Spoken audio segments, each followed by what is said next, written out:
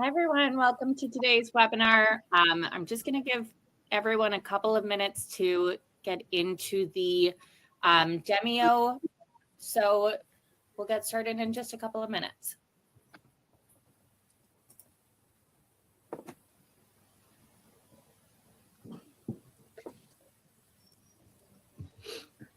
For those who are in attendance right now in the chat, would love to learn where each of you are signing in from.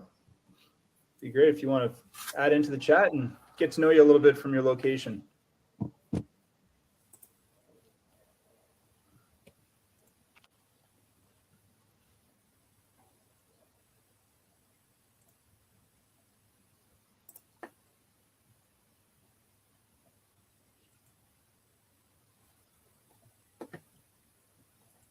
Okay. Alex from Dartmouth. Beautiful. Rick, Ottawa. Dartmouth, Nova Scotia. I was in Halifax back in September. Had a wonderful time down there. Incredible what they've done at the waterfront, and made my way out to the university campus, about an hour outside of the city. It was beautiful. Loved it. And then Rick in Ottawa, are you guys hopefully still having the barbecue festival every year out by Parliament? That's all I know about Ottawa, other than federal stuff. I'd like to go to this barbecue festival. Okay, I think we'll get started. Perfect. Hi, everyone. Come on in. Welcome to today's webinar, Streamlining Municipal EV Infrastructure, with our guest, Kinetic GPO. My name is Emma. I'm part of the marketing team here at SWTCH, and we know your time is valuable, so we're going to dive straight into today's content. But first, a few housekeeping things. Firstly, this webinar will be recorded, so we'll be sharing a link to the recording afterwards so you can rewatch it or share it with your colleagues. And secondly, we want to hear from you. This session is designed to be highly interactive, so please don't be shy. At any point during the webinar, drop your questions in the chat on the right-hand side, and we'll make sure to address them as we go. Now, to lead today's discussion, we have a fantastic panel. I'm joined by our co-host, Nicole Wieser, Senior Supplier Manager at Kinetic GPO. Since joining Kinetic GPO in 2022, Nicole has been a powerhouse in fostering strategic partnerships, driving collaborative growth, and helping organizations navigate shifting business landscapes with confidence. From the SWTCH team here, we're joined by our senior business development managers from coast to coast. We have Steve Bell-Irving, who looks after Western Canada, and Jamie Mackay, who looks after Eastern Canada, who will share how SWTCH can help Canadian municipalities deploy EV charging infrastructure. So without further ado, I'm going to step out of the way and hand the virtual microphone over to Nicole to get started. Thank you so much, Emma. Good morning or afternoon, everyone, depending on where you guys are all joining us from. We saw Dartmouth and Ottawa. I'm sure there's a couple more there. I am going to go off camera. I'm having some bandwidth issues on my end, so apologies. So if my face disappears for a split second there, it's only because I'm trying to make sure that you can follow along my voice better than you can from the camera. All right. So again, thank you, Emma, for that warm introduction, and welcome everyone. My name is Nicole Wieser, and I have the pleasure of co-hosting today's webinar, as Emma described just now. So streamlining municipal EV infrastructure with the team here. So I know Emma gave you a quick introduction on myself. I'm going to expand on it a little bit further. So I am a senior supplier manager with Kinetic GPO. I've been with Kinetic for almost 4 years. And so some of you may recognize me that are here on the call, as I was a business development manager previously. But as of April 1st, I've stepped into this new role where I support and manage a variety of our suppliers that we have on compliant contracts. And I have the pleasure of supporting SWTCH on a national level as well. So a bit background for you there. To help us get started, and for those of you who might not be aware of who Kinetic GPO is, I'm going to take a couple minutes here to review just who we are and our relationship with SWTCH so that you can better understand how we partnered with SWTCH and how this webinar kind of connects for you as well. So Kinetic GPO, we're a national group purchasing organization. We're located in Canada. We have a head office in Cambridge, Ontario, with a second office in Regina, Saskatchewan. We also have individuals spread across the country that help support our members in the various provinces and territories. We have a strong background in public procurement as well as facility contracts, and our contract team ensures compliance with the national and regional trade agreements across Canada. At Kinetic GPO, we establish competitive, easy-to-use contracts for the public sector organizations across a broad range of categories. We currently have over 80 suppliers with compliantly awarded contracts, just like SWTCH. We have over 1,100 members spanning across Canada. I'm very proud to say that we have members in every province and territory. And we also have members spanning across the three major verticals, so your government entities, healthcare, and education. All of our policies, procedures, and processes are compliant with the national and regional trade agreements across Canada. And most notable for you would be the Canadian Free Trade Agreement, so CETA, and the Canadian EU Trade Agreement. So it's, CFTA for the Free Trade Agreement and CETA for the EU Trade Agreement. My apologies there. We post our solicitations across 8 Canadian bidding platforms. So even though we are national, we go down to that local level for you. And our market basket approach allows you to work directly with our awarded suppliers for full turnkey solutions through a single agreement. Because our solicitations are written in Canada for Canadians, it opens up our membership to all Canadian broader public sector or MASH entities. Our membership is free. There's no volume commitment, and it's not an exclusive agreement either. So for those of you who are with us today that aren't members, I'd be happy to speak to you further about a membership. There are some steps that we do need to take in order to get you there, but I'd be happy to speak to you further about that as well. Kinetic GPO membership grants you immediate access to all of our awarded contracts, including RFSO 2507 for EV charging stations and services, which has been awarded to SWTCH. Kinetic GPO is a cost-efficient and time-saving procurement vehicle, helping you to make and exceed your organization's needs. We'll do the work, and you save the time and money. Next slide, please. All right, so I want to take some time to review our contracting process as well with you. It's important for all of you to understand that the way in which Kinetic GPO goes out to market, it's done in a fair, open, and transparent manner, following and exceeding solicitation requirements. So we connect, educate, and prep the market with an NOI before we post our RFSO. Once the RFSO or the bid is posted, we follow the same rules and regulations that public sector would when issuing their own RFP. Once we've received all the bids and the solicitation is closed, our contracting team reviews, evaluates, and then proceeds to negotiate a master agreement with the successful suppliers, resulting in a fully completed contract with a master agreement, ready to be used by our members. So this is the process that SWTCH went through in order to get a contract with Kinetic. Most of our new contract categories are voiced to us from members. So whether they have a current need or are planning ahead for a particular project, we'd like to hear from you and where the gaps are in our offering. Member input is very important to us, especially when developing the scope of work. We want to ensure that it meets your needs and so that you have the confidence to use our contract. Fun fact, the contract for EV charging was actually voiced to us years ago by a municipal member of ours in Ontario. So fast forward to today, we're on our second iteration of this contract. So it's very exciting to have this category come to us for a second term. So our contracts are 3 years plus 2 one-year extensions for a total of 5 years. So what does that mean to you? Why use Kinetic GPO? Using a GPO such as Kinetic allows you to create efficiencies within your organization. So as previously mentioned, Kinetic GPO ensures compliance with national and regional trade agreements.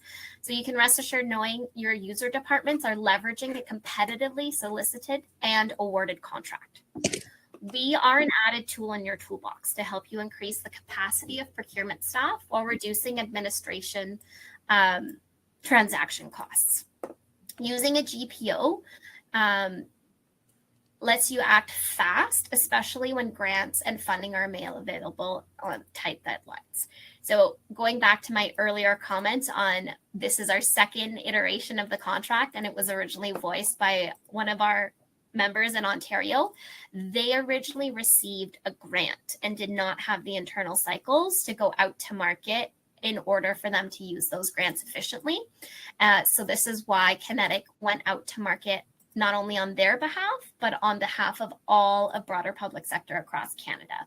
And so it was very exciting for us to be able to offer this contract category to them so that they could then use that grant funding that they've received before it expires.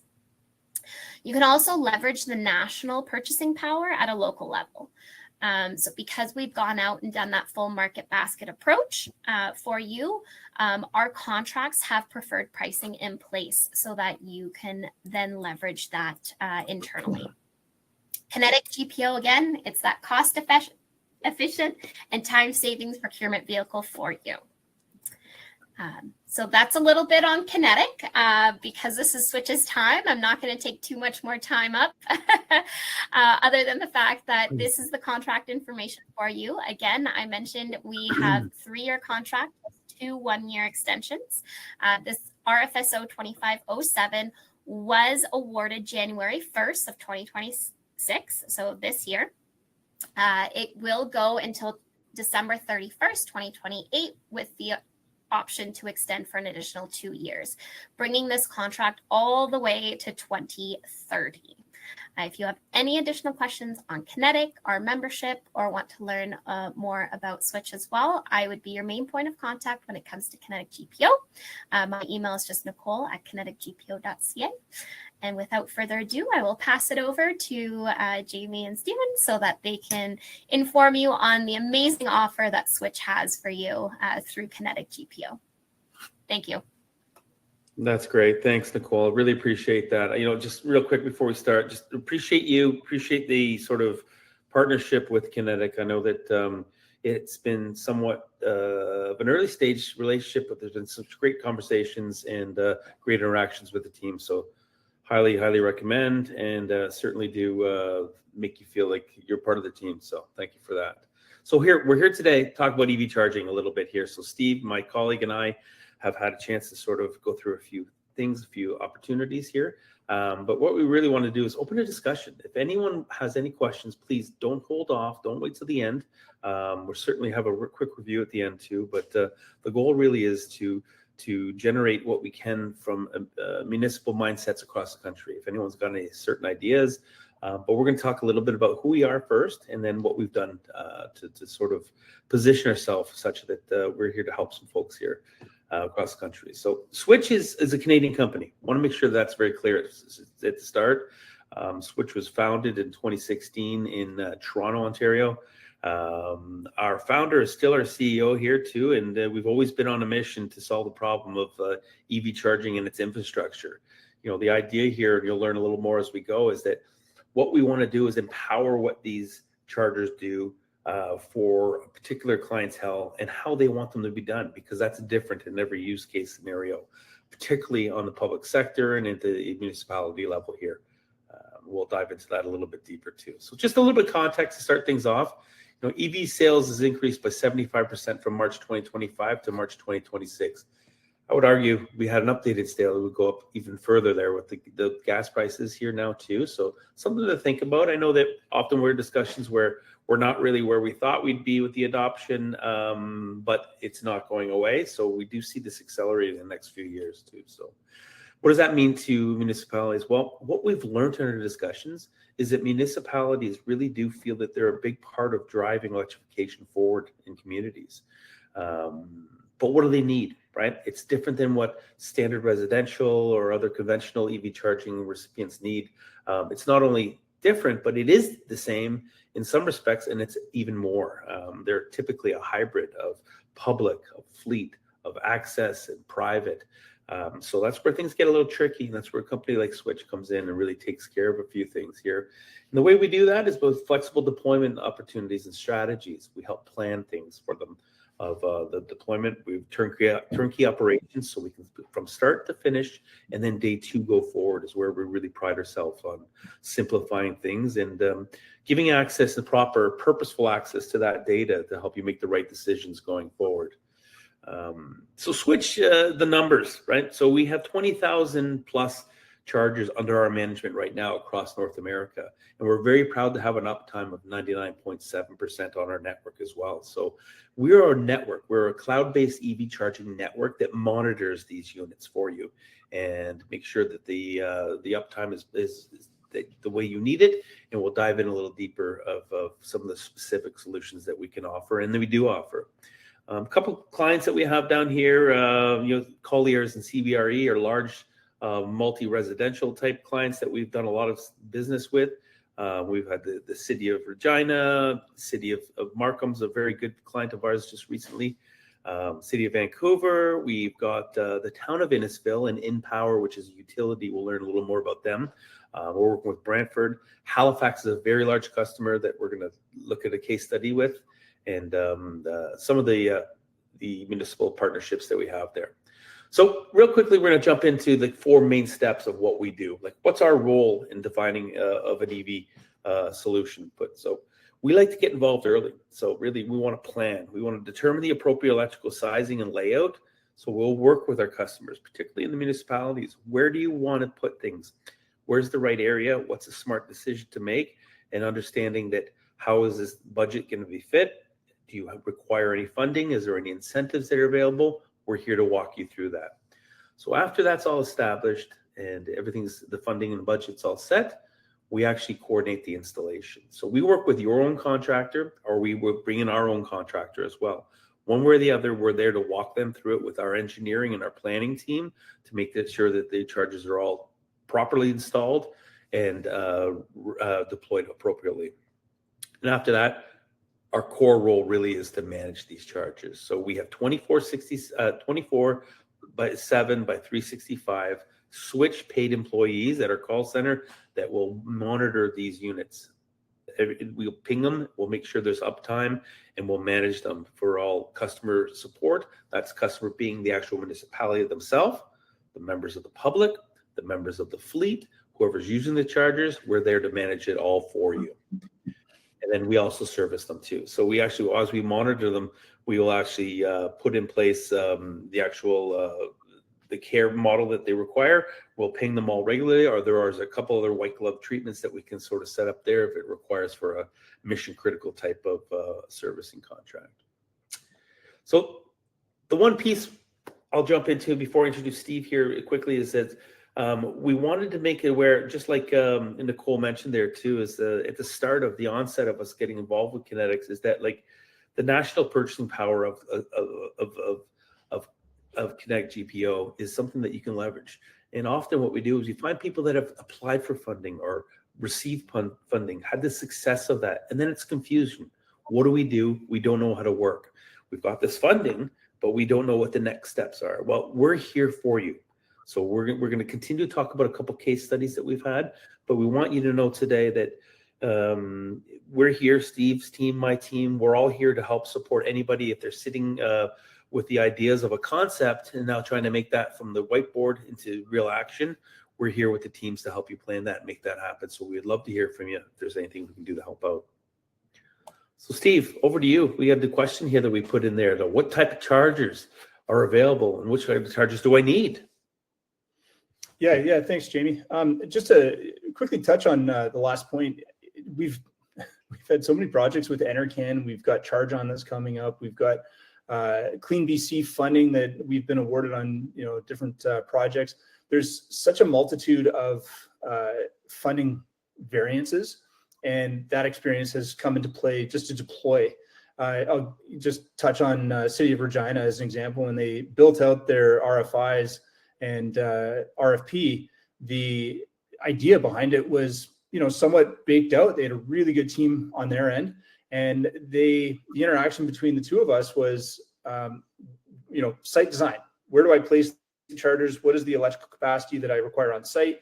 What does my electrical installation partners look like? Building that out for the tender so that they could go out to market. They could tender the electrical to their parties that they have relationships with. And so that process really came into play because they had funding, they had a timeline, they had a requirement on certain hardware and infrastructure to meet compliance of funding mechanisms. And then they used our expertise to position and put in market the actual infrastructure. And so, I think that, to your point, Jamie, the turnkey element of that was just, kind of bringing all facets together. So I just want to kind of lead into that around the charging types and what's available, because they took both level 2 and fast charging stations with Switch. And as Jamie had mentioned, Switch is a charge point operator. We are the network provider behind the charging infrastructure, but we also provide the charging infrastructure as well. And we'll go into this a little bit later around Open Charge Point Protocol, or OCPP, but we supply the hardware as well as develop and provide the network. So the slide that you see in front of you is one of our level 3 fast charging stations. And as I had mentioned, we offer both the level 2 and the level 3. I think for most on the call, if not all, the distinction's pretty clear. Level 2 charging stations is more of that drip type of charging experience from anywhere, in the 2-hour range on an 80 amp to top it up, or an overnight experience where your fleet vehicles are coming back and going to be dwelling overnight for 6 to 12 hours. Whereas the level 3s, of course, those are your quick hits. Those are your go to a site, 45 minutes to an hour, you get most of what you need, if not all, and you are back on the road doing the jobs that you need to do with your vehicles. So the different types of chargers are so varied in market. There's so many options that are available. And because Switch is hardware agnostic, we offer a multitude of different manufacturers. So again, touching on the point with different funding models and the requirements around the charging stations themselves for meeting that compliance, that's certainly a box that we get to tick in terms of offering the different varieties of charging infrastructure. So how do we spend the money? And it's not Switch spending the money. How do we as a team spend the money? And you're part of that team. When you work with Switch, you work with us, and we look at a couple of main components. We look at the capital requirements, we work on the budget planning, and we look at the available funding. So ensuring that your capital expenditures are kept in line, and make sure that the really the budget that you are allocating can be done on that site. Okay. Next slide. So Jamie, I'll pass it back over to you, and we can talk about the system. Yeah, I mean, it's great, Steve. And, you bring it right. Just one quick point, not to belabor it a little bit, but getting funding is sort of concept, right? And we find that a lot of particular municipal clients are sort of celebrating that they got it. And it's like, well, what do we do now? How do we move from concept to reality? It's a challenge, and we recognize that. So, simple questions like, can I just go buy chargers and install them and then start charging, right? What should I look for purchasing a charger? So, yeah, sure, you can go out and you can just buy chargers and install them. But I'll tell you, a significant part of our process these days, or with municipalities, is working on what we call rip and replace. So we are working with some older units that they no longer have, they no longer use. There's no real purpose. They weren't thought out for the long term, and they weren't being managed, and they weren't making revenue. So when anything's not making revenue, and it's not really fitting the role of a purpose, it goes unused. So that was a premature thought, probably 5 to 8 years ago when they were put in. So now what we're doing is putting in the right kinds of chargers, the right kinds of systems in the background to make sure that these are being used the right way, they're being managed the right way, they're able to turn a revenue, whether that's cost neutrality or whether it's actually making a profit. It's something that you need to kind of figure out. And then there's also fleet requirements in your space. So very complicated for municipalities. So it requires some good planning here, and making the right decision is very, very important. So Steve, yeah, this next one here, what should I look for when we're purchasing a charger? So you touched on the OCPP a little bit. You want to drill down on that a little bit? Yeah, let's go back into the kind of the Stone Age here. Remember when our phones were locked to a certain network, and it was just incredibly difficult to either change providers or go, to a store and buy a phone, and then you put a SIM card in and you're on that network for ages on end, and they increase their pricing, and you got to go and follow their lead on pricing. They change a back-end software that you got to follow that. So I think where I'm going with this is the Open Charge Point Standard Protocol, OCPP. It is an open source technology that allows you the flexibility to not have stranded assets in the future should anything with the network provider change, versus the proprietary technology whereby they are creating the hardware, creating the software, and essentially locking out flexibility for you to make change on that asset. And that's where Jamie has talked about the rip and replace components, not only for legacy hardware, but also network providers that don't allow that flexibility. So OCPP is incredibly important, and we really feel it's the driving force in the market today. And with the hardware that we offer, this is just a very high level snapshot of OCPP certified charging stations that Switch offers, in addition to the multitude of manufacturers that we have. So you can see on the left, we're starting with our joint techs. We move into our Zerova level 2s, our light-ons, our smart outlet, EV charging stations, into our DC fast chargers with Tritiums and Zerovas. We work with so many others. We work with ChemPowers. We work with Wallbox in some capacities. We work with XCharge. So many different varieties that we could go into, different elements of OCPP. But the key takeaway here is, when you're planning and when you're considering EV charging, consider what the option looks like if you ever have to make a change. Consider what the options are if the driving factor of the hardware that you have is not working to your needs. Do you have an out? And are you going to leave that asset on site? Or do you have to pay a second amount of money and increase that spend in order to make those changes? And that's what OCPP really comes into play. It allows you that flexibility of that network behind the scene and the asset that you're putting in to be flexible. That's great, Steve. Yeah, absolutely. So we don't want to think about hardware first. We'll think about what we need to do for the use case and for the actual solution itself. So what other considerations are needed in addition to EV chargers? Steve, what do you say of that, other than the hardware itself? We're talking about deployment, probably installation. What a couple of things we've seen from our experience. Yeah, the other considerations, I mean, when you look about it, who are you using to do the installation itself, right? What is the handshake agreement between the electrical provider, the person group actually doing the install, and the transition over to the network? So think of it this way. You have an electrician that does the installation at your fleet yard or at your place of business. That's great. They're powered on. But then how does that actually get set up and handed off correctly into a functional network? And so where Switch comes in is with using the variety of partners that we have. So the way the Switch operates is we have electrical partners across Canada that are certified and trained on Switch's network. But more importantly, from the electrical standpoint, is the onboarding and handshake standpoint. So they are trained and certified to effectively bring those chargers online, and then include in the discussion our Switch onboarding team that will walk your site through how to plan and set up the account. So it's really an important consideration that not only do you install and have somebody trusted that does the electrical side, but the handoff of how these chargers really begin their charging session and everything that's entailed with that charging session.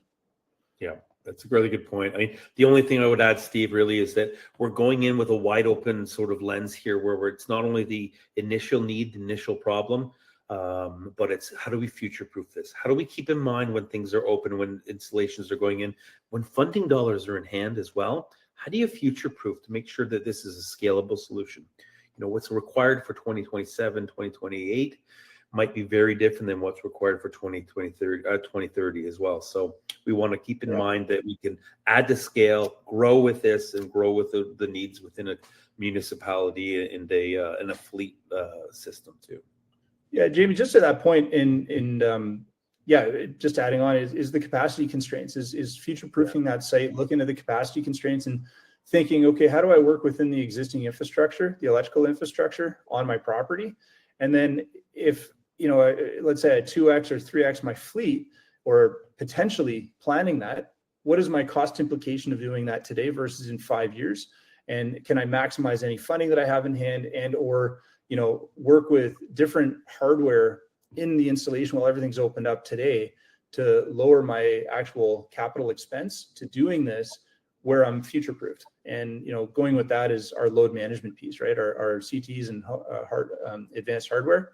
So stuff like that is really good to consider as well. Yeah, I mean, it's way beyond just simple conduit, which is very important too, right? But to your point, it's when does technology, and it's a great segue, Steve, too. You know, the next question too is like, well, technology like CTs you mentioned, load management, capacity constraints, all that fun stuff. Well, why do I need software to manage these? Aren't they just simple electrical outlets? It's an interesting question. Well, part of the answer is really going to this is, you know, can you take a simple appliance, put it up on a pedestal, and it'll fix your needs?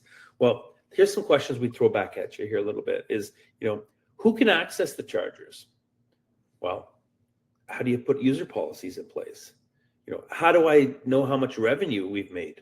How do you measure them? How do you see the success of these devices? That requires software. You know, how does the driver pay us for this electricity? Like, how do we come back with energy is not free? Well, you need to have software in there in order to collect the revenue and remit that back. Okay, well, what if the chargers are all on at the same time? Well, if you've got a row of 10 units and they're all drawing power at the same time, how do we understand who needs more power when, and how do we split that energy consumption up? It's through software.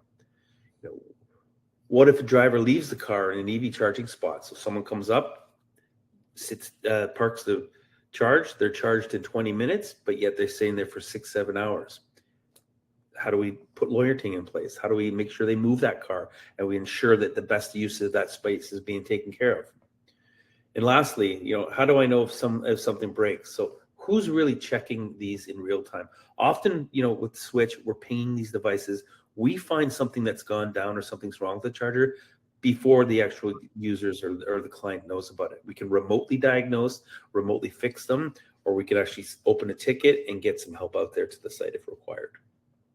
Jamie, I'll throw one in there, and I think it's just time sensitive. You know, I'm sure on the call we've got a couple of soccer fans that are out there. With FIFA coming up, one of our municipal clients, they're very close to FIFA in Vancouver. And what's interesting is the ability for their site to have different pricing structures for different times of day and or different events. And that software behind it enables them to capitalize that revenue in real time by setting it up effectively. So their day-to-day parking rates might be a couple bucks an hour with, you know, a couple of overages and overtimes. Pretty simple stuff.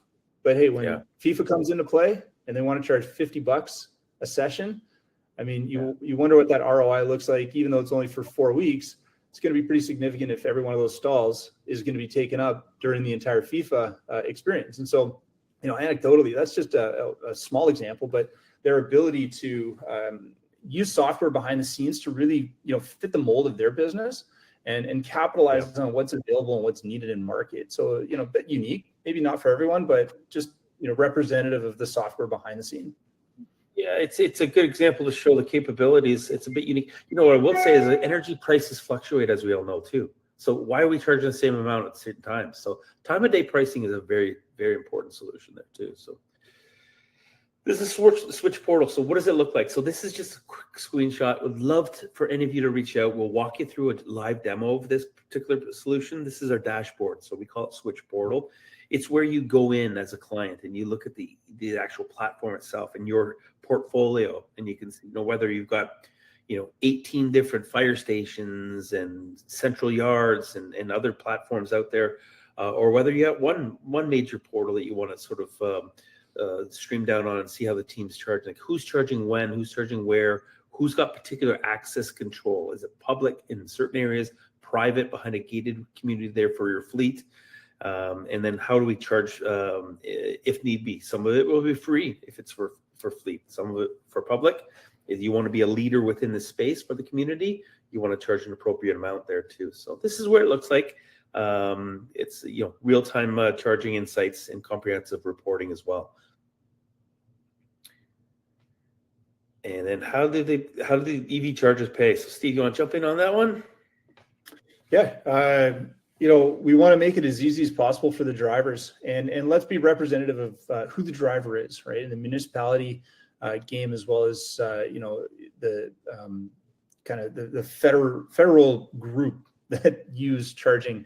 We're trying to eliminate them having to pay for credit card or with credit cards, or make it as easy as possible to carry as few cards as possible. We use different elements from our RFID cards to our phone through the app itself. You can plug in and then go back to your computer at the office and start a charging session. We have the ability just to do plug-in charge. There's a variety of ways that you can start from the charging station itself. As well, just to touch on with Switch's roaming partnerships, the opportunity to consolidate, as I mentioned, to have as few charging cards as possible is something that the OCPP really plays into as well, the OCPI and OCPP. And so that interoperability element, where we can use one card for multiple providers. If at your municipality you have more than one provider, network provider that is, on OCPP hardware, we have the solutions for that. So there's a variety of ways that people are able to pay and monitor that. So when I say pay, I think you can use that as more granting access to a charging transaction versus pay necessarily. But starting that charging transaction through a multiple of ways. Okay. So Perfect. Yeah. As it puts the drivers and the site owners, site operators really have that flexibility of how they can move here. That's great. So here we've got some real world examples that we mentioned too for you too. So one of our key, and it's an amazing client of ours, Halifax Regional Municipality. So we've been with them. It was so I'll read it off here a little bit though. So it spans over 5,400 square kilometers. So what they did is they actually did charging hubs. So they did a mix of, you can see here a DCFC, which is a level 3 charger. And then around that, they'd have pedestals of level 2 chargers as well. So what they created was something that they felt was a gap within their community for the public. So the public sort of didn't have the appropriate charging in space. So they wanted to find certain hubs strategically placed within the municipality that the public could use. And some of that was for travel.